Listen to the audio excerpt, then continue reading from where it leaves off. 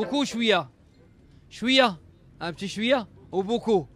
Hein? C'est l'olof, nous, au Maroc, c'est chouïa. Hein? Un peu. D'accord. Maintenant, si on parle en général, pour les différentes sortes de support. Attends. Les différentes sortes de support. C'est quelles sont les différentes sortes de support? Oui, l'enduit ciment. Un autre, ça y est. Un enduit ciment. Le bois. Plâtre. Fer.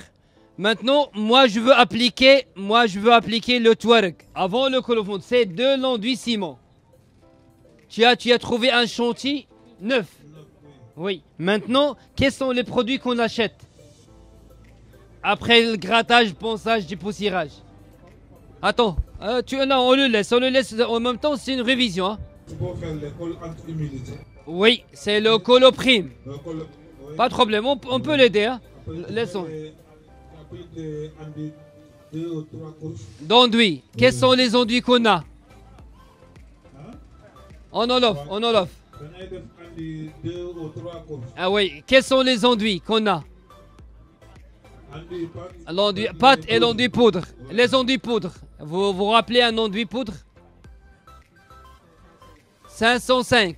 Le B505 et le deuxième V805. Oui, ça, deux enduits. Et pour les enduits pâte? Le Colostop, oui. Et le deuxième enduit, c'est le SP88. Martin Fidèle Biagui. Mais Fidèle lañ may gën a di tuddee ñi ma jot a miin. Dafa am benn xalaat bu ñu yàgg habité man ak Elou kii taxaw nii xëy na ku ci nekk xam nga ku ci nekk. Ce qui nous a poussé ba ñu am benn organisé am benn groupe ñu tuddee ko les peintres professionnels. Lui c'est l'administrateur moom moo kii bi ñu ngi soox di dem ak moom liñ si nam mooy suñu métier bi ñu mun ko respecter ñu mun ñu jox suñu gëdd comme à travers le monde si ñi am chance voyager tuuti dinañu xam njëriñu peinture parce que c'est mieux payé un peu autre part qu'ici parce que li ñu bëgg mooy ëllëg li ñu am métier bi ñu am mu jëriñ ñu parce que ñu ngi def benn remarque tout à l'heure que am naa chance j'ai travaillé juste à côté de l'école de formation de Diamniadio centre entrepreneur yi ci ginnaaw ñun ñoo ko defar j'ai visité le centre gis naa seen kii yëpp module yeeg li ñuy dispenser comme formation amul peinture bâtiment il y a maçonnerie il y a carrelage il y a peinture auto il y a tout ce qui est dans le bâtiment ba mu des peinture bâtiment et vous imaginez léegi li ko mën a def pour ñu mën a kii il faut ñun suñu bopp à un certain niveau qu'on puisse s'entendre ñuy mën a doxandoo ensemble de ce fait que des sociétés comme Colorado xam nga fii est-ce que lii vous voyez ça avec les sociétés qui sont sur place vous voyez et pourtant nous on peut l'imposer parce que tey ñoom ñëpp ku ci ñëwoon tey gis lii tu es content parce que tu es sûr au moins de pouvoir écouler facilement ton produit ça c'est évident donc loolu ñun ñoo ko mën a kii avec un groupe nag bien solide bien consolidé de ce fait bien structuré ce qui fait que ñun buntu société boo fëgg fii ak foo présenté bés bu ñu ko xamee ils vont savoir que au Sénégal il y a quelque chose de sérieux qui est là dans le milieu de la peinture parce que vous êtes des artistes. J'ai un ami c'est un distributeur mais il a travaillé à Tollens France. Tollens c'est le concurrent numéro 1 de la seigneurie en France et un peu partout dans le monde. Ce qu'il dit chaque fois et ce qui est vrai mooy nee nañu suñu métier bi c'est un tabouret à 3 pieds. Le fabricant l'usine, le fabricant, il y a le distributeur et il y a le plus important pilier, c'est qui? C'est l'applicateur. S'il n'y a pas d'applicateur, à quoi sert la peinture alors? À quoi sert la peinture?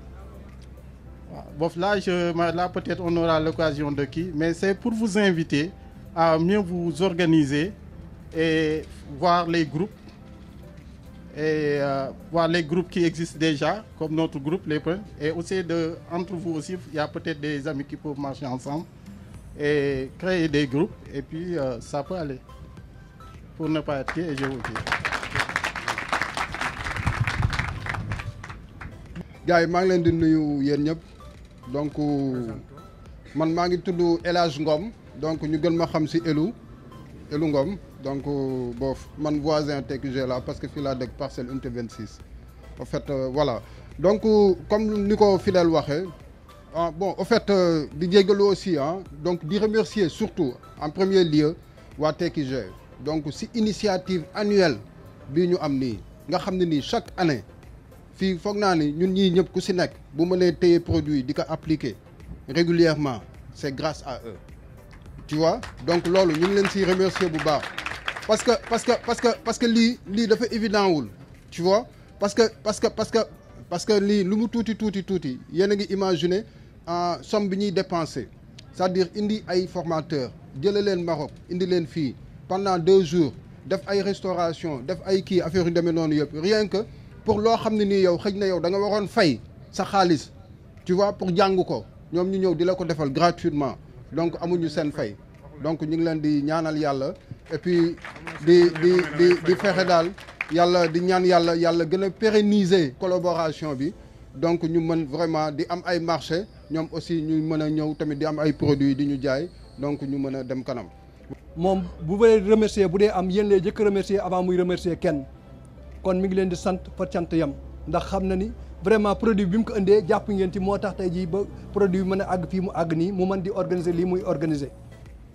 ginnaaw loolu tam mi ngi remercier suñu mbokk waa Colorado yi nga xam si heure bu ñu leen wooyee ñu jóg daanaka ba ñu luñ ñu dara moo tax comme lii suñ waa ji wax léegi Fidèle man dama ciy ànd ak moom boo sañoon daal ngeen organiser wu di seeti ku mel na TQG seeti moromam seeti seigneur seeti keneen au moins ñoom daañ ne mën a organiser mbir yi nga xam si bu ngeen ñëwee wax leen seen i soxla daañu ci mën a taxaw ak seen i ay collaborateurs parce que li mu wax ni ñun mu ngi woon suñu xalaat ñu ngi doon wax ni ci kaw dañ koy jéem a aménager def ko benn salle de école de formation pour les peintres dem chambre de métier jéem a lëkkaloog ñoom ku fi génnee am sa diplôme am sa carte professionnelle am lépp loolu ngi woon xalaat ba ñu ngi doon xalaat sax ay quelques peintres kat yoo xam si ñu ngi doon waxtaan ak ñoom ci suba rek daan leen envoyé ci ñoom ñu defal leen formation xam bu nekk ñooy nekk professeurs yi fii di former ay xale pour ñu mën a liggéey